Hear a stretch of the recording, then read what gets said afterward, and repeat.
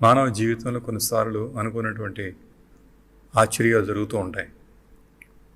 ఆ మధ్య ఒక సహోదరి మందులు కొనుక్కోవడం కోసం మందుల షాప్ వెళ్ళింది. అక్కడ చిల్లర లేకపోవడం చేత ఆ మందుల షాప్ వాడు ఆమెని మార్చుకురమ్మన్నాడు. ఆమె పక్క షాప్కి వెళ్ళి చేంజ్ తీసుకొద్దాం వెళ్ళినప్పుడు వాడు కూడా నేను కొంటే కానీ చేంజ్ ఇవ్వనని చెప్పేసి అన్నాడు. అప్పుడు ఆమె లాటరీ టికెట్ కొంది. అది బుద్ధిపూర్వకం కొంది కాదు, కానీ చేంజ్ కోసం ఆ లాటరీ టికెట్ కొంది. అది కొని వచ్చేసి మందులు తీసుకుని ఇంటికి వచ్చేసింది. కొద్ది రోజుల తర్వాత వచ్చిన వార్త హఠాన్ సంఘటనగా ఆశ్చర్యకంగా ఆ లాటరీ ఆవిడకే తెలియదు. అది కొన్ని కోట్లు అన్నట్టుగా నేను చదివాను. దాన్ని సుమారు 5-6 కోట్లు ఎంతో ఉన్నట్టుగా చూశాను అనేది. ఆవిడ అది ఊహించింది కాదు, ఆశించింది కాదు, ప్రయత్నం చేసింది కూడా కాదు. She was compelled rather forced. ఆవిడ ఆ లాటరీ టికెట్ కొనడం కోసం బలవంతం చేయబడింది. ఆ రీతిగా ఆ జీవితంలో ఆ సంఘటన ఎంతో దీవెనకరంగా మారిపోయింది. అయితే ఇది విశ్వాస గురించి నేను మాట్లాడలేదు, లోకంలో ఉన్న సంఘటనలు ఇలా జరుగుతూ ఉంటాయి. అలా అని చెప్పేసి లాటరీ టికెట్ కొని మీ జాతకాన్ని లేదా మీ అదృష్టాన్ని పరీక్షించడం అనుకుంటే చెప్పట్లేదు, అది కూడా పొరపాటు అవుతుంది. జరిగిన సంఘటన మాత్రమే ఉదరిస్తున్నాను. అది ఈ లోకంలో జరుగుతున్న సంఘటనలు. అయితే మనం దేవునిలో ఉన్న దేవుని పిల్లలు అవటం చేత మన తండ్రి, మన పరమ తండ్రి చాలా గొప్పవాడు. ఆయన మన ప్రార్థనలు ఇప్పుడు ఆలకిస్తూ ఉంటారు. ఆయన ఆకాశం ముందు ఉన్నాడు, మన భూమి మీద ఉన్నాము, ఆయనకు అన్నీ కూడా సాధ్యమే. ఆయన మహత్తుగల మాట చేయి ఏంటంటే ఏమీ లేదు, సమస్తం కూడా జరిగించి దేవుడు అయినాడు. అలాంటి గొప్ప తండ్రిని మనం కలిగి ఉన్నాము. అందుకని మన ప్రార్థనలో ఆలకించి తప్పకుండా కార్యం జరిగిస్తాడు. అడుగు వాటికన్నా కూడా, ఊహించు వాటికన్నా కూడా అత్యధికంగా శక్తి గల దేవుడుగా ఎఫ్సీ పత్రిక పౌలు 3వ అధ్యాయంలో ఆ మాట సెలవిస్తాడు. 20వ వాక్యంలో అడుగు వాటికన్నా కూడా, ఊహించు వాటికన్నా కూడా దేవుడు అత్యధికంగా శక్తి గల వానిగా మాట్లాడుతున్నాడు. నిజమే, నీ దేవునిలో శక్తి ఉంది. ఆ శక్తి ఎటువంటిదంటే నువ్వు అడిగేదానికన్నా కూడా, ఊహించేదానికన్నా కూడా అత్యధికంగా ఆయన చేయగల సమర్థుడై ఉన్నాడు. మన అవసరత బట్టి, మనకున్న సమస్య అనుభవాన్ని బట్టి మన ప్రార్థనలు ఆలకించి అంత మించి ఆయన ఉద్దేశాన్ని బట్టి, తన ప్రణాళికలు బట్టి కూడా అలా దేవుడు చేసుకెళ్తూ ఉంటాడు. ప్రార్థనలకు జవాబు అనుభవమైన రావడానికి దానికి 2 అంశాలు ఉన్నాయి. ఒకటి, నీ విశ్వాస సహితమైన ప్రార్థన. 2, దేవుని యొక్క ప్రణాళిక నీ పక్షంగా ఉన్నప్పుడు అలా జరుగుతూ ఉంటుంది. అది సాధారణమైన దీవెనలు కొన్ని వస్తూ ఉంటాయి, కానీ అసాధారణమైన దీవెన కోసం ఆయన ప్లాన్లో ఉన్నప్పుడు, ఆయన ప్రణాళికలో ఉన్నప్పుడు మన జీవితాలు ఆయనకు అనుగుణ్యంగా కొన్ని అద్భుతాలు ప్రభు తీసుకెళ్ళిపోతూ ఉంటాడు. అయితే ఇవన్నీ కూడా ముందుగా మనకు తెలియపరచబడినవి కావు, కానీ అది జరుగుతూ ఉన్నప్పుడు మనం పొందుకుని ఆనందించి అస్తించి దేవుల్లో ముందుకెళ్తూ ఉంటాం. మంచిది. ఈరోజు ప్రభు అని కుమారుడు జ్ఞాపకం చేస్తున్నారు. ఆయన ఊహించు వాటి అన్నిటికన్నా కూడా అత్యధికంగా శక్తి గల దేవుడు. అలాంటి గొప్ప దేవుని సేవిస్తున్నావు కావటం చేత నీ గుండెల నిండా కూడా ఇప్పుడు విశ్వాసాన్ని నువ్వు కలిగి ఉండు. నీలో రక్తానికి బదులుగా నీ ఆధ్యాత్మిక జీవితాన్ని విశ్వాసం ఎప్పుడు ప్రవహిస్తూ ఉండాలి. దేహానికి రక్తం ఎంత అవసరమో అలా నీ ఆత్మ కూడా శ్వాసం అవసరం అవడం చేత let this sort of faith flow in you day and night, in and out. అది నీ నరాల్లో కూడా ఇలాంటి విశ్వాసం నీలో ప్రవహిస్తుంటూ ఉండాలి. అది ఏమిటి అంటే, నీ దేవుడు చాలా సమర్థుడు, ఆయన నమ్మదగిన వాడు. ఆయన ఈ విషయంలో కూడా తన బిడ్డలు విడిచిపెట్టేవాడు కూడా కాదు, కానీ ప్రార్థనలు ఆలకించి తప్పకుండా కూడా తన కార్యం జరిగించుకుంటారు. అసాధారణమైన కార్యాలు ప్రభువారు లేఖనాలు చేశారు, చరిత్రలోనే చేశారు. నీ జీవితంలో కూడా ప్రభు ఆయన తప్పకుండా కూడా చేస్తాడు. Believe that, just follow him. ఆ తర్వాత అలాంటి అనుభవాలకు, సంఘటనలకు నువ్వే సాక్షిగా నిలబడబోతున్నావు. ఈ రోజున మీ ముందుకు లోకాసువార్త 1వ అధ్యాయంలో ఒక జీవితం తీసుకురాబోతున్నాను. లోకాసువార్త 1వ అధ్యాయంలో ఒక కుటుంబం ఉంది. ఆ కుటుంబ యజమాని జకరియా, యజమానురాలు ఎలిజబెత్. వీరిద్దరూ కూడా అద్భుతంగా దేవుని సేవిస్తున్నట్టుగా వారి గురించి 1వ అధ్యాయంలో 6 వాక్యాల బలమైన సాక్ష్యం ఉంది. దేవుని చేత సాక్ష్యం పొందిన కుటుంబం ఈ కుటుంబం ఇది. మరి ప్రార్థనలో కన్నా కూడా దాని ముందు దేవుని చేత వాళ్ళు సాక్ష్యం పొందుకున్నారు. ఈ మాట అవసరం నువ్వు గట్టిగా ఆలకించాలి, చెవికి మనసు పెట్టి దీన్ని అంగీకరించాలి. అలా చేయడానికి కూడా నువ్వు సమ్మతించాలి. అదేమిటి అంటే, నీ ప్రార్థన కన్నా ముందుగా దేవుడి నుంచి కూడా నీ జీవితానికి లేక నీ కుటుంబానికి కూడా సాక్ష్యం తప్పకుండా కావాలి. ఆ సాక్ష్యాన్ని జకరియా కలిగి ఉన్నాడు. అదేమిటి అంటే 6వ వాక్యం 1వ అధ్యాయం ఉంటుంది కదా. వీరిద్దరూ కూడా అనగా జకరియా, ఎలిజబెత్, వీరిద్దరూ కూడా సకలమైన ఆజ్ఞలు చొప్పునను న్యాయవిధులు చొప్పున నిరపరాధులుగా నడుచుకొనొచ్చు దేవుని దృష్టికి నీతివంతులు వింటిరి అని ఉంటుంది. సో 3 మాటలు ఉంటుంది. ఇంగ్లీష్లో ఇంకా చాలా చక్కగా రాస్తాడు దీన్ని. They are righteous in God's sight, దేవుని దృష్టిలో నీతివంతులు అయి ఉన్నారు. 2, they are following all his commands, ఆయన ఆజ్ఞలన్నీ కూడా వారు నడుచుకుంటూ ఉన్నారు. 3వదిగా దే ఆర్ బ్లేమ్లెస్ అంటాడు, నిరపరాధులు అన్నమాట వాడుతున్నాడు. సో ఈ 3 మాటలు కూడా ఈ కుటుంబానికి లేక జకర్యాకు సాక్ష్యం ఇవ్వబడ్డాయి. అదేమిటంటే righteous, following God's commands and blameless. నీతిమంతుడు అయ్యున్నాడు, విశ్వాసంతో విధేయత వెంబడిస్తూ ఉన్నాడు, ఆజ్ఞలు గేయకుంటూ ఉన్నాడు. తర్వాత అతడు నిందారహితంగా ఉన్నట్టుగా కూడా సాక్ష్యం అక్కడ పలుకుతున్నది. సరైన సాక్ష్యంతో ఉన్న జకర్యా ప్రార్థన చేస్తున్నాడు. దేనికోసం అంటే వారిద్దరికి వయస్సు గతించిపోయేదట. తర్వాత ఎలిజబెత్ గొడ్రాలైనది, మరి సంతానం లేదు. సరైన సంతానం కోసం ప్రార్థన చేస్తున్నారు. ముఖ్యంగా ఇతడు సేవ చేస్తున్న కుటుంబం చేత, యాజకత్వం కుటుంబం చేత జకర్యాకి బలమైన కోరిక ఉంది. ఏమిటంటే సంతానం కావాలి. ఆ సంతానం తన తదనంతరం సేవ జరిగించాలని బలమైన కోరిక అలా ఉండటం సమంజసం సహేతుకమై ఆ అంశాన్ని బట్టి అతను ప్రార్థన చేస్తూ ఉన్నాడు. అయితే చాలా కాలం గతించిపోయింది. ఎలిజబెత్ గొడ్రాల్లో అయిపోయింది. అంటే దాదాపుగా ఇక పిల్లలు పుట్టే అవకాశం ఆవిడకి ఏమాత్రం లేనంతగా వృద్ధాలు అయిపోయింది. ఇలాంటి స్థితిలో కూడా వారు అత్యంత నమ్మకంగా వాళ్ళు ప్రార్థన చేస్తున్నారు. కొన్ని పర్యాల ప్రార్థనలు జవాబు రానప్పుడు మన మనసులో కొంత గలిబిలవటం చేత దేవుని త్రోవ కూడా, ఆయన మార్గాలు కూడా, విధులు లేకపోతే మన బాధ్యతలు విస్మరించేసి మనం దేవుడు నమ్మకస్తుడు కాడు అన్నట్లుగా మనం వ్యవహరించే ప్రమాదం కూడా ఉన్నది. ఇది మనం పరిశీలన చేసుకోవడం కూడా చాలా అవసరమైనది. Whether he answers or not, ఆయన జవాబు చెప్పినా చెప్పకపోయినా, ఆలకించకపోయినా సరే మన జీవితాలు ఆయన దగ్గర ఎప్పుడూ కూడా ఒక సాక్ష్యం పొందుకుంటూ కూడా ఆయన త్రాసులో చూసినప్పుడు నిలబడగల స్థితి తప్పకుండా మనకు ఉండాలి. అందుకని ఎలి అంటాడు కదా, ఎవని సమ్ముఖంలో నేను నిలబడి ఉన్నానో అంటాడు. So be able to stand in the presence of the Lord. ఆయన సమ్ముఖంలో నిలబడగలిగిన స్థితి తప్పకుండా నీకు ఉండాలి, నీ కుటుంబానికి కూడా కావాలి. అలాంటి సాక్ష్యాన్ని జకర్యా, ఎలిజబెత్ కుటుంబం ముందుకుంది, యోబు కుటుంబం ముందుకుంది, అబ్రహాం శారా కుటుంబం ఉన్నది, యోషువ కుటుంబానికి కూడా ఉన్నది, ఫిలిప్ కుటుంబానికి కూడా ఉన్నట్టు మనం చూడవచ్చు. ఆ తర్వాత చూస్తూ ఉంటే కొర్నేలి కుటుంబం కూడా అలా వారు కనపడుతూ ఉన్నారు. ఇలా అనేక కుటుంబాలు కూడా దేవుని సముఖంలో అలా సాక్ష్యం పొందుకోవడం చేత ఈ రోజున వారి సాక్ష్యం నేను కూడా నేను ప్రోత్సహిస్తున్నాను. Be able to stand the Lord's presence with your family in spite of all the answers your prayers.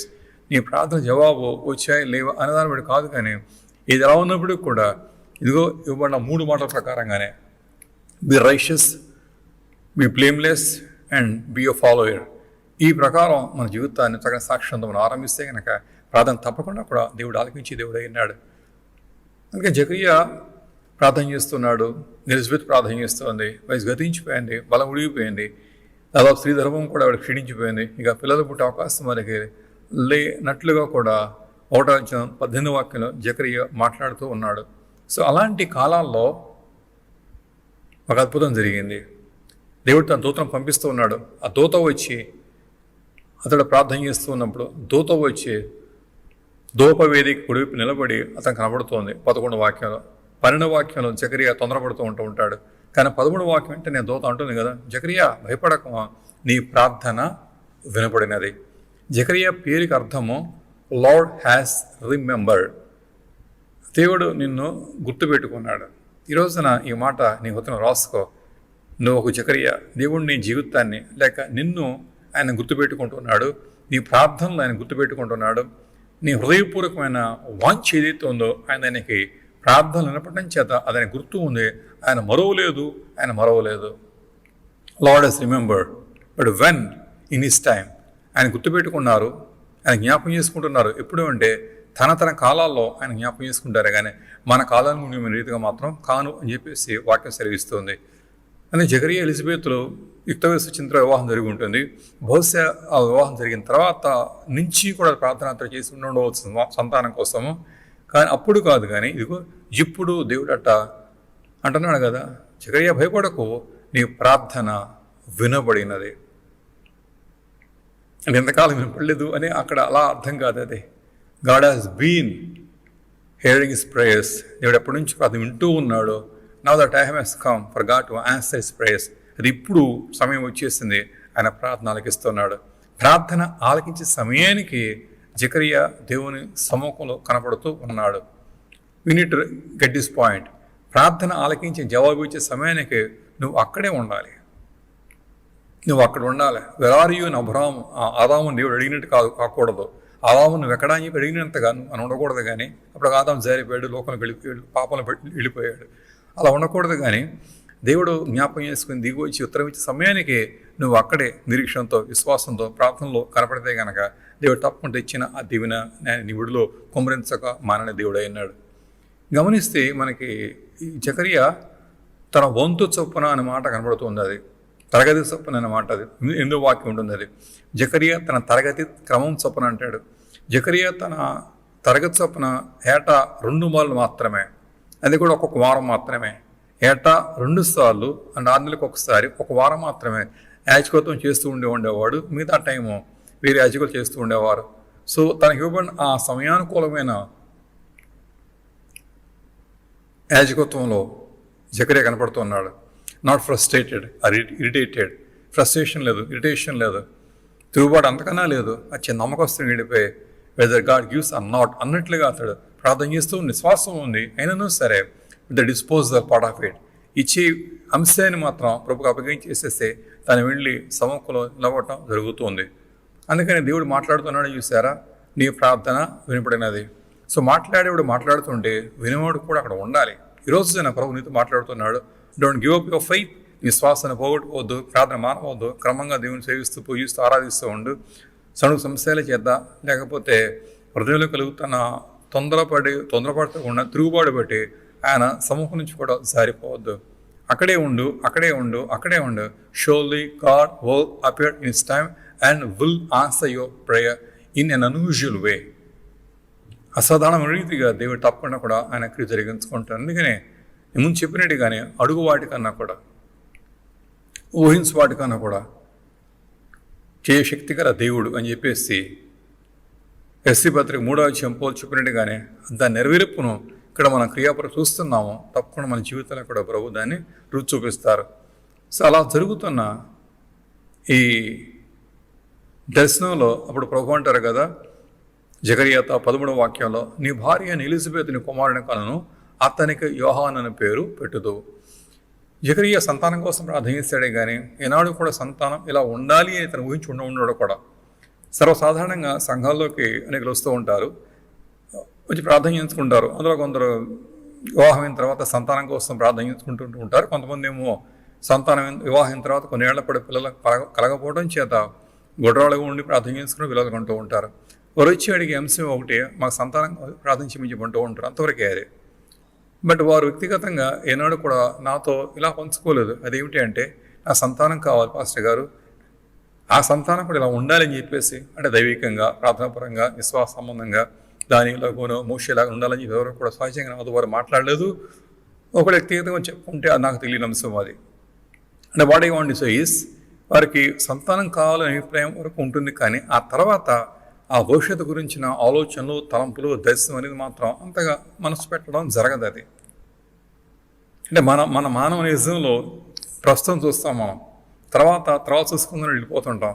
But Zechariah విషయాన్ని చూస్తూ ఉంటే అలా ప్రార్థన చేస్తున్నాడు, ఒక సాధారణమైన ప్రార్థన చేస్తున్నాడు సంతానం కోసం. కానీ దూత దిగువ చేసి ప్రభు ద్వారా వచ్చిన వర్తమానం చూస్తుంటే సంతానం ఏమిటో కాదు, అతనికి ఏ పేరు పెట్టబోతున్నావు, అతని విధానం ఏంటి, వ్యక్తిత్వం ఏంటి, జీవిత శైలి ఏమిటి, జీవిత ఉద్దేశం ఏంటి, అదే సాక్ష్యంలో ఉండబోతున్నా కూడా విస్తృత ప్రణాళిక అంతటినీ కూడా దేవుడు జకరియా కళ్ళ ముందు పెడుతున్నాడు. ఓ రకంగా ఒక ప్లాన్ లేఅవుట్ లాగా సమస్తాన్ని కూడా from day 1 to the day last అంతటినీ కూడా జకరియా ముందు పెడుతూ ఉన్నాడు. అంటే దేవుడు ఆలోచనలు చాలా ఉన్నతంగా ఉంటాయి. అందుకే నా చోట అన్నారు కదా ఆయన, మీ తలంపులు వేరు, నా తలంపులు వేరు, నా ఆలోచనలు వేరు, మీ ఆలోచనలు వేరు అని చెప్పిస్తున్నారా. సో మన తలంపులు పరిమితంగా ఉండడం చేత కొన్నిసార్లు మనం తొందరపడిపోతే గెలిపిపోతే కూడా ప్రార్థనలో మనం కలవరపడుతూ ఉంటుంటాం. అది కానీ ప్రభు ఏమంటున్నాడు ఈ విషయం బట్టి చూస్తూ ఉంటే, ఆ తలంపులు వేరుగా ఉంటాయి. But we need to trust him, just wait on him. అక్కడే ప్రార్థనాపూర్వకం కనిపెట్టి కూర్చోండి. చేయదగిన పని ఉంటే మిమ్మల్ని అయింది చేస్తూ ఉండండి. శక్యమైనటువంటి పనులు చేసి వెళ్ళిపోతూ ఉండాలి. పనులు మానవద్దు, సమర్థన పనికిరాదు. ఆ తర్వాత మిగతా విషయాలు మన వల్ల కానప్పుడు entrust that issue to the Lord. Trust him and entrust yourself and that issue to the Lord. విశ్వసించిన హృదయంతో నిన్ను దేవునికి అప్పగించేసుకో. ఆ అంశాన్ని అప్పగించేస్తే only God can unfold that. ఆయన మాత్రమే ఆ మర్మాన్ని దాన్ని విప్పగలవాడై ఉన్నాడు. సో జకరియా ప్రార్థన చేస్తున్నప్పుడు దేవుడు వచ్చేసి అంటున్నారు, శ్రద్ధతో వచ్చి ఉంటుంది కదా, పుట్టబోతున్న బిడ్డ ఎలాంటి వాడో కూడా అది కూడా చెప్తోంది. ప్రశ్న ఇక్కడ, did Zechariah ask for that? Zechariah అయితే అడిగాడా? అడగలేదు. ఈ అది ఎలా ఉండబోతాడో అది అడగలేదు. చెప్పమని కూడా అడగలేదు. తను అడిగిందా ఒకటే, lord I want a child, that's all. ఈ సింపుల్ ప్రేయర్ ఆఫ్ ఫెయిత్. కానీ దేవుడు అట సంతానం ఒకటే కాదు, ఎలాంటి వాడు కాబోతున్నాడో కూడా అంతా కూడా చూపిస్తున్నాడు. దేవుని ప్రేమ తన బిడ్డల పట్ల ఎంత అద్భుతంగా ఉంటుందో. ప్రభు మనం ప్రేమించి స్వరక్తమించి కొనడం చేత నీ మీద నీకు అవ్యాజ్యమైన ప్రేమ ఉంది. ఆయన మరువు లేదు, విడువ లేదు. నువ్వు ఊహించు వాటికన్నా కూడా, అడుగు వాటికన్నా కూడా గొప్పగా తీసుకెళ్తాడు. ఆయన తలంపులు వేరుగా ఉన్నాయి. కాకపోతే నీ జీవితంలో మాత్రం ఆయన సాక్ష్యాన్ని ఎప్పుడు కలిగి ఉండాలి. ఇందాక చెప్పుకున్నట్టుగానే be righteous, be blameless and be a follower. క్రమంగా నువ్వు ప్రభుని వెంబడిస్తూ ఉండు. ఈ 3 అనుభవాలు నీ జీవితంలో ఉంటే కనుక ఆయన ఏం చేయాలో కూడా చేస్తాడు. అలా అతను సేవించి ప్రేమించే వారికి ఆయన దాచిన మేళ్ళు సిద్ధం చేసి ఇచ్చినప్పుడు లోకానికి కూడా అర్థమవుతుంది ఈ దేవుని గొప్పతనం. అందుకే జకరియా జీవితంలో ఒక అద్భుత ఆశీర్వాదం తను పొందుకోబోతున్నాడు. దూత అతనితో ఉంటుంది కదా, నీకు కుమారుడు పుట్టబోతున్నాడు, అతను యోహాను పేరు పెట్టదు. అతను ఎలాంటి వాడు కాబోతున్నాడు కూడా ప్లాన్ అంతటిని క్రమంగా దేవుడు అన్వీల్ చేస్తున్నాడు. అందులో మొదటి మాట చూస్తూ ఉంటే 14వ వాక్యంలో, అతడు ప్రభు దృష్టికి గొప్పవాడై. భూమి మీద పుట్టిన ఏ మనిషి కూడా ఆయన దృష్టికి గొప్పవాడు ఎలా కాగలడు? అందుకని కీర్తన 8లో అంటాడు కదా, Psalm 8లో అంటాడు, నువ్వు నడు జ్ఞాపకం చేసుకోవడానికి వాడు ఏపాటి వాడు. వాడు ఏపాటి వాడు, దుమ్ము ధూళి. కానీ ఇక్కడ అంటున్నాడు యోహాన్ అంట, ప్రభు దృష్టికే గొప్పవాడు. God is able to do that. పంకిలమైన మనుషుల నుంచి కూడా ఒక ఉన్నతమైన సాక్ష్యంతో కూడా జీవితాన్ని దేవుడు తేగల సమర్థుడై ఉన్నాడు, శక్తివంతుడై ఉన్నాడు. దేవుని దృష్టికి ఈ మనిషి గొప్పవాడు కాబోతున్నాడు. అది తన శక్తి బట్టి కాదు, దేవుడి ఇతని జీవితంలో ఆ రీతిగా నిలబెట్టబోతున్నాడు. God is able to do like that. అందుకని ఎవరు ఏం కాగలరో మనం చెప్పలేము. ఎవరి ఏ జీవితం ఇలా మారబోతుందో మనం చెప్పలేము. క్షయవ్యాధి చేత పడక వేసి చావు బతుకులు ఉన్న పాల్ యాంగ్చో ఏం కాగలడో కూడా no one can imagine those days, ఆ రోజుల్లో. కానీ చిన్నపిల్ల వచ్చి సాక్ష్యం చెప్పి తను రక్షించుకున్నప్పుడు అతడు ఏం కాగలడో కూడా దేవుడే తన దర్శనాన్ని, తన భావాన్ని భవిష్యత్తులో లోకానికి, సంఘానికి చూపించబోతున్నాడు. దేవుని దృష్టికి గొప్పవారు కావాలంటే అది దేవుడే చేయాలి. ఆయన దృష్టి గొప్పవారు కావాలంటే మాత్రం మనం చేయగలిగిన పనులు ఉందని పైన చెప్పిన 6వ వాక్య ప్రకారంగానే మనం ఇలా వెళ్ళిపోతూ ఉంటే ఆయన చేసుకుంటాడు. సో మనం గొప్పవారు అవడం కోసం మాత్రం మన స్వప్రయత్నాలు, స్వశక్తి, స్వబలము, స్వజ్ఞానము ఇవన్నీ కూడా నిరాధారమైనవి. అవి వద్దు అని కాదు, వాటి మీద మాత్రం మనం కట్టుకోలేము, ఎన్నడూ కట్టుకోలేము. పునాదిరాయి ఇది కాదు, పునాదిరాయి మాత్రం క్రీస్తే పునాదిరాయి అయి ఉన్నాడు. ఆ రాయి మీద కట్టుకుంటే కట్టబడతాం.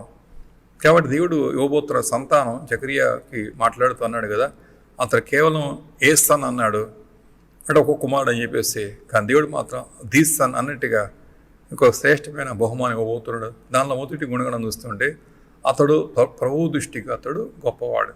ఎందరో భూమి మీద జన్మించారు. అందుకని ప్రభువు కూడా చూడంటారు కదా, స్త్రీలు కనిన వాళ్ళలో యోహాను కన్నా కూడా గొప్పవాడు లేడు అనే మాట ప్రభువే మాట్లాడతారు. లూకాసు వార్త 7వ అధ్యాయం అంటారు కదా, 28వ వాక్యం, స్త్రీలు కనిన వారిలో యోహాను కంటే గొప్పవాడు ఎవ్వడూ కూడా లేడు. చాలా ఆశ్చర్యంగా ఉంటుంది, అద్భుతమైన సాక్ష్యం అది. Unusual thing, uncommon thing, unforeseen thing. అందుకని ప్రభు మనతో ఉంటున్నారు, అడుగు వాటికన్నా ఊహించు వాటికన్నా ఒక దేవుడు శక్తి గలవాడు అన్నాడు. You do what all you can do. నువ్వేం చేయగలవు వచ్చేసి వెళ్ళిపోతూ ఉంటే నీ జీవితంలో ఆయన సేవించే విధానంలో ఆయన ఏం చేయగలడు, నీ యందు నీ ద్వారా నీ కొరకు తన మహిమ కోసం ఆయన చేసుకెళ్ళిపోతాడు. సో ఒకటి, ఆయన దృష్టిలో గొప్పవాడు. రెండో చూస్తుంటే యోహాను గురించి ఏమైనా సాక్ష్యం. మొదటి మాట అతని వ్యక్తిత్వము, యోహాను క్యారెక్టర్ ఎలా ఉండబోతుందో ప్రభు చెప్పారు. రెండో చూస్తూ ఉంటే అన్నాడు కదా, అతడు ద్రాక్ష రసమైన మద్యమైనను త్రాగక, మద్యమైన త్రాగక, తల్లి గర్భంలో పుట్టిన మూలకొని పరిశుద్ధాత్మతో నిండుకొనబడే మాట వాడుతున్నాడు. సో రెండవదిగా అతని జీవిత విధానాన్ని, జీవిత శైలి, లైఫ్ స్టైల్ మాట్లాడుతున్నాడు. ఈనాడు కొంతమంది అనుమానంగా ఉంది, మద్యం త్రాగొచ్చేమో, ద్రాక్షరసం తాగొచ్చు అని చెప్పి అనుకుంటూ అడుగుతూ ఉంటారు. చాలామంది ప్రశ్న నేను వేశారు కూడా. క్రైస్తవులు దాదాపు కాదు, విశ్వాసం అటు ఇటు ఉన్నవారు కొందరు లోకస్తులు అడుగుతూ ఉంటారు. ఏమంటారంటే, కానా పెళ్లి మీదలో ప్రభు రాక్షసం చేశారు కదా, అంటే బహుశా ఆయన అనుమతించారా అని అడుగుతూ ఉంటారు. అంత బుద్ధిహీనమైన ఆలోచన తలంపులు ఎందుకు వస్తాయని నాకు ఇప్పటికీ అర్థం కాదు. బట్ గాడ్ ప్రొహిబిట్స్ దట్ అంటున్నారు కదా. అతడు ద్రాక్ష రసమైనా సరే మద్యమైనను సరే త్రాగక అనే మాట. ప్రభువారు చేసిన విందులో ద్రాక్షరసం చేస్తే ఆ ఉద్దేశం వేరేది, ఆ విధానం వేరు. వాళ్ళ మద్యంతో మత్తులిపోవడం కోసం కాదు, అది వచ్చిన అతిథులను గౌరవించడం కోసం ఆ సమయానికి ఇవ్వబడిన ఆ పానీయాన్ని ప్రభువారు చేసి అవమానం ఒక తప్పిస్తున్నారే తప్పించి వారి మద్యంతో మత్తులిపోవడం కోసం ప్రభువారు మాత్రం అనుమతించినట్టుగా చేసినట్టుగా ఇక్కడ కనపడతాం మనకి అది. సో రెండవ అంశం చూస్తుంటే యోహాను లైఫ్ స్టైల్ ఎలా ఉంటుందంటే, అతడు మద్యంతో మత్తులిపోయేవాడు కాదు, కానీ తల్లి గర్భం పుట్టిన మూలకొని పరిశుద్ధాత్మతో నిండుకొనినవాడే అంటాడు. ఆత్మతో నింపబడినవాడు అంటే ఎందుకు అని చూస్తుంటే, ఇలా దేవుని ఆత్మ చేత అతను నడిపించబడుతూ నియంత్రించబడుతూ కూడా దేవుని త్రోవల్లో నడిచే వ్యక్తి యోహాను. అది పుట్టిన తర్వాతేగా శరీరంతో కానీ, శరీర స్వభావంతో కానీ, పాప స్వభావంతో కానీ, లోకతత్వంతో కానీ నడిపించబడిన వాడు మాత్రము కాడు. ఇది అద్భుతమైన ఆశీర్వాదం. నిజంగా ఇలాంటి బ్లెస్సింగ్స్ మన పిల్లల కోసం మనం దేవుడిని అడుగుదామా? ఆత్మచేత నిండుకొనిన వాడే. ఆత్మ చేయవలసిన పనులు మన జీవితాలు కొన్ని ఉన్నాయి. ఆత్మ శరీర క్రియలను చంపాలి, ఆత్మచేత దాన్ని చంపాలి, దేవుడు దాన్ని విజయం మనకి ఇవ్వాలి. రెండు, ఆత్మ తన స్వభావాన్ని కూడా మనకి ఇవ్వాలి. మూడు, ఆత్మ ఇంద్రియాలను గ్రహించుకునే శక్తి కూడా మనకి ఇవ్వాలి. ఇవన్నీ ఇక్కడ కనపడుతున్నాయి. పరిశుద్ధాత్మ చేత అతను నింపబడిన వాడి అన్నమాట వాడుతూ ఉన్నాడు. అంటే అతని జీవితం పూర్తిగా లౌకికపరంగా శరీరానుసారంగా పుట్టి పెరిగిన తర్వాత ఈ లోక పద్ధతి ప్రకారం పోయిన వ్యక్తి కాదు, కానీ నీతి కోసం పరిశుద్ధ కోసం జీవిస్తూ కూడా పరసంబంధంగా దేవుని మహిమకరంగా సాగబోతున్న జీవితంగా ఒక్క మాటలు మనకి కనబడుతూ ఉన్నది. సో అతని జీవిత విధానం పూర్తిగా వేరుగా ఉంటుంది. అతని మద్యం చేత మత్తిలిపోయేవాడు మాత్రం కాదు. రెండవ అంశం అది. మూడవది చూస్తుంటే 3, 4, 5 3 గుణగణాలు ఉన్నాయి. ఇవన్నీ కూడా అతని జీవితపు పర్పస్ ఆఫ్ లైఫ్, జీవిత ఆశయం ఏంటో చూపిస్తున్నాయి. మూడో అంశం చూస్తూ ఉంటే, ఇశ్రాయేలులో అనేకులను ప్రభు అయిన వారి దేవుని వైపుకు త్రిప్పబోతున్నాడు. అప్పుడు ఇశ్రాయేలులో భక్తి మార్గాల్లో చెదిరినట్టు అయిపోయిన వారు. ఎందుకంటే వారికి ప్రభు రాకమునుపు మలాకీ తర్వాత కొన్ని శతాబ్దాల పాటు అది చీకటి యుగముగా బైబిల్ చెబుతోంది. ఆల్మోస్ట్ 4 centuries, 4 శతాబ్దాల పాటు చీకటి కాలాలుగా మనం చూడవచ్చు. వారికి సరైన నాయకత్వం లేక, వాక్య పరిచయం లేక, సేవకులు కూడా కొంత కొరతగా ఉన్న అంశాలవన్నీ కూడా, జీవం చూడక ఉన్న అంశాలవన్నీ కూడా, అలాంటి కాలాల్లో భక్తి చలారిపోయిన స్థితిలో ఉన్న ఇజ్రాయేల్ గురించి అంటున్నాడు. చూసారా, యోహాను చేస్తాడు మళ్ళా ప్రభు ముందుకు వచ్చిన వాడే అతడు ఇశ్రాయేలు అనేకులను మళ్ళా ప్రభు తట్టు మళ్ళీ త్రిపోతూ ఉన్నాడు. అంటే దేశంలో ఒక సామూహికమైన ఉద్యమాన్ని, మార్పును చూడటానికి ఇతని పరిచర్య దోహదపడబోతూ ఉంది. ఇది అత్యుత్తమైన పని. ఇది జీవితపు the very purpose of life. అతని ఉద్దేశం ఎందుకు వచ్చి పంపించబడుతున్నాడంటే, అతడు మళ్ళీ ఈ దేశాన్ని దేవుని తట్టు త్రిప్పాలి. ఇశ్రాయేలుతో నలుగుతున్నారు. భౌగోళికంగా చూస్తున్న దేశం వరకు ఉన్నప్పటికీ కూడా రాజకీయ స్వాతంత్రం లేక, సరైనటువంటి రాజు లేక, నాయకత్వం లేక, పరాయి పరిపాలన ఉంటూ కూడా వాళ్ళు నలుగుతున్న ప్రజలు, అలాంటి వారిని మళ్ళా దేవుని తట్టు తిప్పబట్టడం కోసం దేవుడు పంపించబోతున్న గొప్ప నాయకుడిగా వాక్యం చూపిస్తూ ఉంది. అతని జీవిత ఉద్దేశం అది. 4 చూస్తుంటే బ్లెస్సింగ్ అక్కడ కనబడుతుంది కదా. అతడు తండ్రుల హృదయమైన పిల్లలతోటకును అనే మాట వాడుతూ ఉన్నాడు. తండ్రుల హృదయాల పిల్లలతో తిరగాలి. కుటుంబ వ్యవస్థ కూడా కొంత గెలివిలైపోయిన సమయాలు అవన్నీ కూడా తండ్రుల హృదయాల పిల్లలతో, పిల్లల హృదయాల తండ్రులతో తిప్పేసి మన కుటుంబ జీవితాన్ని కూడా అతడు కట్టబోతున్నట్టుగా తన పరిచయం ద్వారా కూడా ఒక మార్పు అక్కడ ప్రభువారు చూపిస్తూ ఉన్నారు. అదే కాకుండా అక్కడ మరో మాట వాడుతూ ఉన్నాడు. ఈశ్వరు ఏమన్నాడంటే అవధేయుల్ని కూడా నీతిమంతుల జ్ఞానం అనుసరించకపోతే తిరపబోతున్నాడు. ఇదంతా గొప్పగా రాబోతున్న మార్పు ఆధ్యాత్మిక విషయాలు విషయాలు అతడు ఇలా చేస్తూ అతడట ప్రభు కొరకు ఆయత్తబడిన ప్రజలను సిద్ధం చేయుటకే ఏలియా యొక్క ఆత్మ శక్తి గలవాడే. ఆయన ముందుగా వెళ్ళింది గనక సో ప్రభుకి ముందుగా వెళ్ళబోతున్న వ్యక్తి ఫోర్ రన్నర్ అంటాం, హెరాల్డ్ అంటాం. అంటే ప్రధాన వ్యక్తి వస్తుంటే ముందుగా కొందరు వెళ్ళి ముందుగా పరిగెత్తుకెళ్ళి రాబోతున్నామా అని ప్రకటన చేసినట్టు కాదు. సాధారణంగా విఐపీలు వస్తున్నా, రాజులు వస్తున్నా, అధిపతులు వస్తున్నా ముందు పైలట్ వెళుతూ ఉంటాడు. చూసారా, పైలట్ టీం వెళుతూ ఉంటుంది. అలా అనమాట. అతను ముందుగా వెళుతూ కూడా వెనకాల రాబోతున్నాం అనే విషయం ప్రకటన చేస్తూ ఉంటాడు. నాకన్నా మరొకడు వస్తూ ఉన్నాడు అని చెప్పేసి కూడా ప్రకటన చేయబోతున్నాడు. ఫోర్ రన్నర్ అంటాం మనం. అలాంటి గొప్ప పనిని ఇతడు చేపట్టబోతున్నాడు. అంటే ప్రభువు ముందుగా వెళ్ళబోతున్న వ్యక్తి అని చెప్పేసి ఇక్కడ చూపిస్తూ ఉన్నాడు. సో ఇతని జీవిత ఉద్దేశాలు ఈ రకంగా ఒకటి దేవుని తట్టు ప్రజలను చెప్పబోతున్నాడు, రెండు కుటుంబాన్ని కట్టబోతున్నాడు, మూడోదిగా ప్రభు ముందుగా వెళుతూ కూడా ఆ ప్రజల్ని ప్రభు కోసం సిద్ధం చేయబోతున్నట్టుగా ఈ మూడు కూడా జీవిత ఉద్దేశాలుగా మనం చూడవచ్చు అనమాట. సో వ్యక్తిత్వం ఎలా ఉండబోతుందో ప్రభు చెప్పారు, లైఫ్ స్టైల్ ఎలా ఉండబోతుందో ప్రభు చెప్పారు, తన పర్పస్ ఆఫ్ లైఫ్ కూడా ప్రభు చూపిస్తున్నారు. చివరగా ఇది అంటాడంటే అతని గురించి ఇవ్వండి మరో సాక్ష్యం చూస్తూ ఉంటే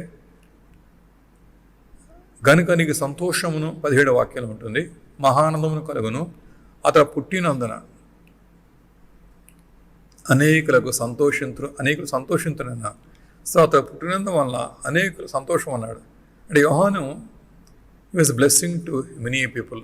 ఎంతో ఒక జాతికి అతడు సంతోషంగా ఉండబోతున్నాడు, ఒక సాక్ష్యాన్ని తను పొందుకోబోతున్నాడు. అతని జీవితం కూడా చక్కని సాక్ష్యంతో ముగియబోతుందన్నట్టుగా మనకు అర్థమవుతుంది. అది ఇలాంటి బలమైనటువంటి ప్రణాళికతో దేవుడిస్తున్నాడు. అతని క్యారెక్టర్, అతని లైఫ్ స్టైల్, అతని లైఫ్ పర్పస్, అతని టెస్టిమోనీ ఇవన్నీ దేవుడిస్తూ కూడా జకర్యా ముందు పెడుతుంటే జకర్యా ఇవన్నీ అకలింపు చేసుకోలేక, అవగాహన కూడా చేసుకోలేక, ఊహింపరాసక్యమైన మీలవటం చేత అతడు కొంత తడబడిపోతూ ఉన్నాడు. ఇదంతా నాకు ఎలాగో తెలియను, నేను ముసలవాడని అని చెప్పేసి అది అనుకుంటూ ఉన్నాడు. అవిశ్వాసం అంతా పడుచూపుతోంది. కానీ ప్రభు మాత్రం తనని మన్నించి తన మీద తన దయ చూపించి సంతానాన్ని ప్రభు ఇస్తూ ఉన్నారు. సో జకర్యా జీవితంలో అడుగుతున్నాడు ప్రార్థన, కాలం గతించిపోయింది, తడబాటు ఆరంభమవుతుంది, అయినా దేవుడు మాత్రం ఇస్తూ ఉన్నాడు. ఇలాంటి ఆశీర్వాదం చూస్తుంటే అడుగు వాటికన్నా కూడా ఊహించు వాటికన్నా కూడా అంచేత మన దేవుడు సమర్థుడు. So never give up your faith and your prayer life. ఈ ప్రార్థన జీవితం ఎన్నడూ కూడా మానవద్దు మరవద్దు, కొనసాగిస్తుండు. ఇక్కడ కొన్ని ఆలస్యమైనా సరే ఎవరు అన్నట్లుగానే గాడ్స్ డిలేస్ దాని డెనయల్స్ అని ఆలస్యమైనా సరే it's not a denial but surely will see deluge ఒక డౌన్ పోర్ మనం తప్పకుండా మనం చూస్తాం. అది చెప్పదగిన చివరి మాట ఇది. Know that your God is faithful. తెలుసుకో నువ్వు నీ దేవుడు నమ్మదగిన వాడు. Is the most faithful God and the promise keeping God. ఆయన నమ్మదగిన వాడు, తర్వాత వాగ్దానాన్ని కూడా నెరవేర్చే దేవుడే అన్నాడు. అందుకని యెషయా గ్రంథంలో చూడంటాడు కదా, దేశంలో దీవెన కోరేవాడు నమ్మదగిన దేవుడే తన దీవించాలని అతను కోరుకోవాలి. నమ్మదగిన వాడే దీవించాలన్న నోటి మాట చెప్పేసి వెళ్ళిపోయేవాడు కాదు, నమ్మదగిన దేవుడే తన దీవించాలని కోరుకోవాలట. అలా మన ప్రభు గురించి తెలుసుకోదగిన అంశం, is the most faithful God and a promise keeping God. ఒకటి. రెండో చూస్తుంటే is the rewarder of those you wait on him. ఎవరు తన కోసం కనిపెట్టి కూర్చుంటారో వారందరికీ ఖచ్చితంగా తప్పకుండా ప్రతిఫలం ఇస్తాడు. The rewards your faith, your perseverance, your hope, your prayer life. ఇవన్నిటినైనా జ్ఞాపకం ఉంచుకుని ఆయన కాలాలు ఆయన బహుమానం ఇస్తాడు.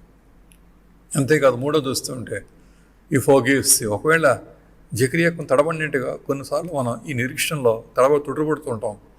ఆ తడబాటు సహజమే. కానీ వాక్యం మనకు వచ్చినప్పుడు, వాగ్దానం ప్రభు మళ్ళీ ఇస్తున్నప్పుడు గ్రహించి వెంటనే తిప్పుకొని సరి చేసుకొని ప్రభు సముఖంలో ప్రార్థన చేసుకోవాలి. కానీ నిరాశ చేత, కృంగుదల చేత, అవిశ్వాస పాలిక మాత్రం భ్రష్టత్వానికి ఎన్నడూ వెళ్ళకూడదు. ఈ ఫోర్గివ్స్ యూ. సో జకర్యాను ప్రభువారు తడబడుతున్నప్పుడు కూడా అతన్ని మన్నించి అంటారు కదా, నా మాటలు నెరవేరబోతాయని చెప్పేసి ఆ జరిగే వరకు కూడా జకరియా మౌని ఉన్నట్లుగా ప్రభు తన నాలుక లేక తన నోరు మూసివేస్తున్నారు. కొంతకాలం పాటు మగవాడు ఉన్నాడేమో కానీ దేవుడు మాత్రం కార్యం చేయకమానలేదు. అతడు ప్రభు తను క్షమించి మళ్ళీ స్వరమిస్తూ ఉంటే, నోరిస్తుంటే మళ్ళీ అతడు దేవుని స్థుతిస్తూ కూడా తన యాజకత్వంలో ముందుకు వెళ్ళినట్టు మనం అర్థం గ్రహించవచ్చు కూడా. సో ప్రభు గురించి 3 మాటలు జ్ఞాపకం చేసుకో. The most faithful God, the promise keeping God.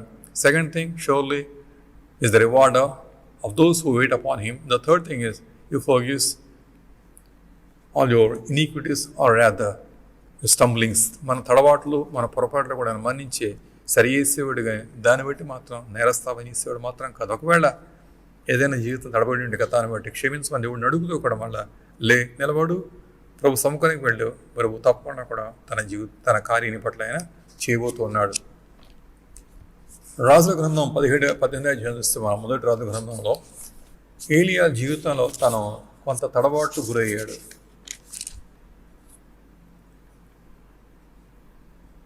18వ అధ్యాయంలో ఇజ్రాయేలు ఏలియాని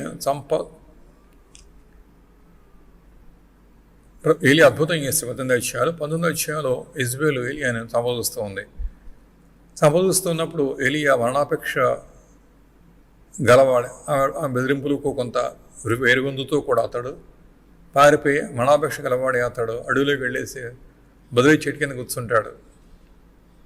ఏలియా ఇజ్రాయేల్ బెదిరించినప్పుడు అతడు కొంచెం భయపడతాడు.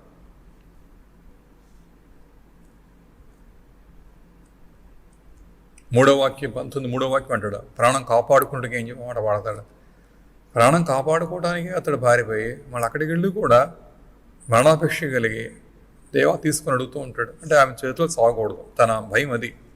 కన్య స్త్రీ, విరారదీకులారు, తన చేతిలో సాగటం ఏంటి అన్నంతగా అతనిలో కలిగిన ఒక రోషం అని చెప్పవచ్చు.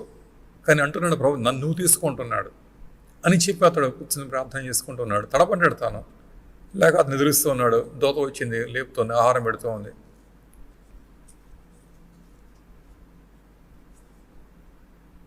అతడు ఒక రకంగా బలహీనపడి 19:9 వాక్యాలు అంటాడు, అతడు ఉన్న గుహలోని చేరి బస్ చేస్తూ ఉన్నాడు. అతడు ఆత్మ సంబంధంగా లేక దైవికంగా విశ్వాసం కొంత దడబడిన వాడి ఇజ్రాయేల్ యొక్క బెదిరింపులకు బలహీనపడి వెళ్ళి గుహలో బస్ చేస్తూ ఉన్నాడు. అయితే దేవుడు ప్రత్యక్షమైన తర్వాత మళ్ళీ కిందకి వెళ్తే ప్రభు ప్రత్యక్షం అవుతారు. ప్రత్యక్షమయ్యే ప్రభు ఉంటారంటే 11 వాక్యాలు, నీవు పోయి పర్వతం మీద యెహోవా సముఖమందు నీవు నిలబడమంటారు. అతడు దాక్కున్నాడు లేక పడుకున్నాడు గుహలోకి వెళ్ళిపోయి.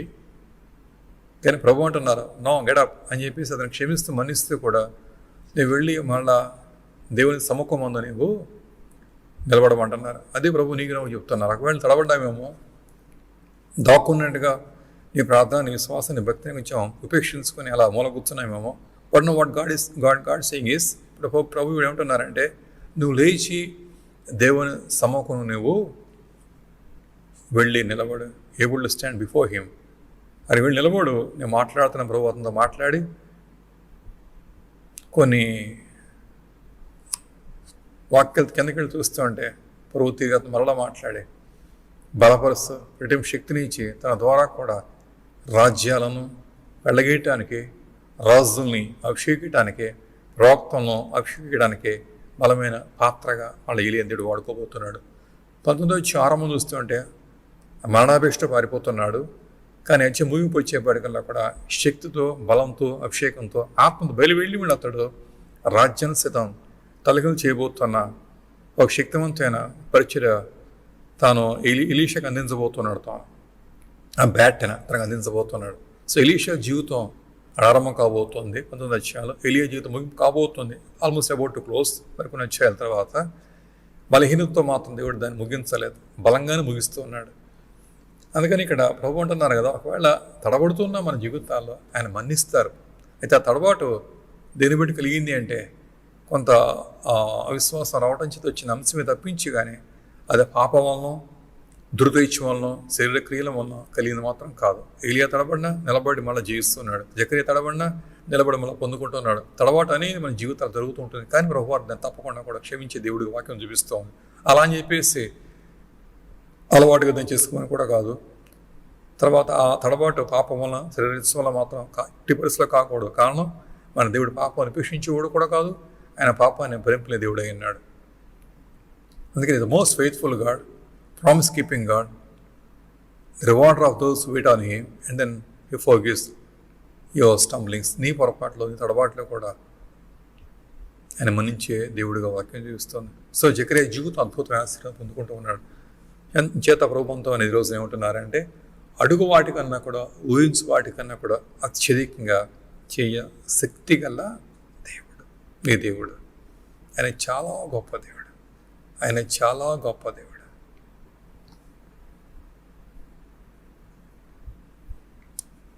ఎన్నోసార్లు మనం అబ్రహాం జీవితం ధ్యానం చేస్తాం. అబ్రహాం జీవితంలో కూడా ఒక సంతానం కోసం ప్రాకులాడినట్టుగా ఉంటుంది మనకి. దమస్కు ఎలియెజరే తన ఇంటి కర్త వారసులు అనుకుంటూ ఉండేవాడు. ఒక వ్యక్తి మీద మనసు పెట్టాడు తాను.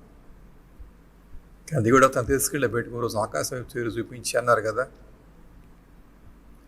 ఆ నక్షత్రాలు లెక్కించమని చెప్పిస్తా అన్నారు. ఇప్పుడు అబ్రహాం విశ్వాసం కొంత బలపడింది. అలాగే దేవుడు దీవించాడు. తన మనసు పెట్టింది ఒకటైతే దేవుడు వాగ్దానం చేసింది, సిద్ధం చేసింది, ఇచ్చింది వేరుగా ఉంది. కారణం అబ్రహాం దేవునికి స్నేహితుడయ్యాడు, దేవునితో నడిచాడు. Abraham became Abraham. అబ్రహాం అనబడిన ఈ మనిషి అబ్రహాముగా మారిపోయాడు. రూపాంతర అనుభవం అది.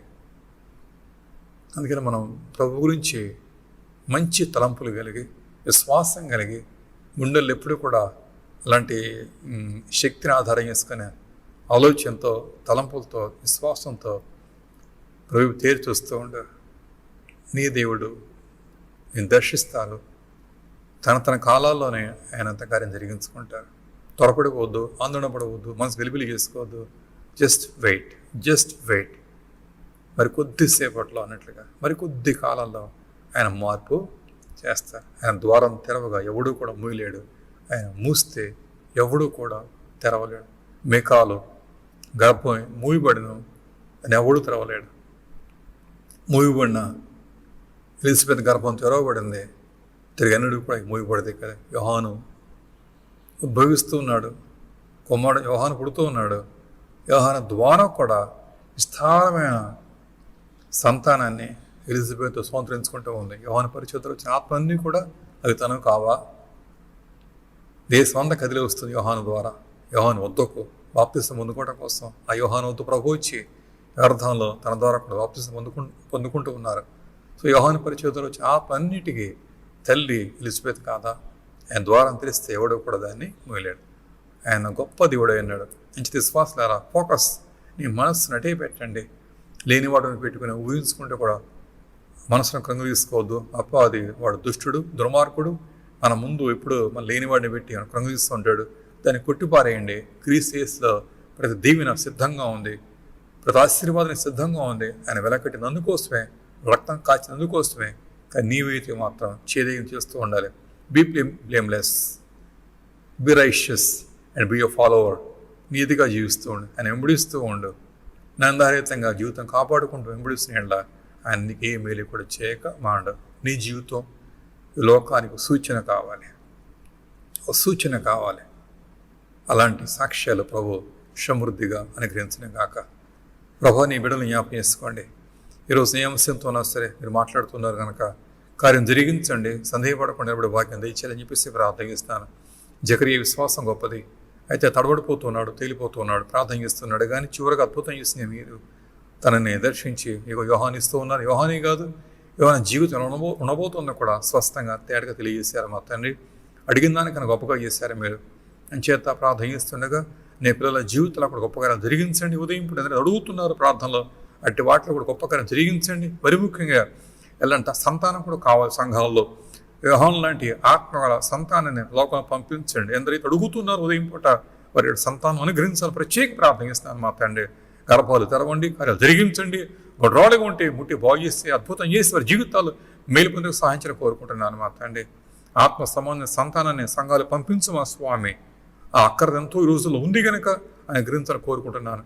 ఏదైనా దీవెన ఆశీస్సులు నేను బిడ్డల మీద ఉంచాలని కోరుకుంటాం, మహిమ పొందమని క్రీస్తు నామమున ప్రార్థన చేస్తున్నాను తండ్రి. Amen. Amen. May God bless you.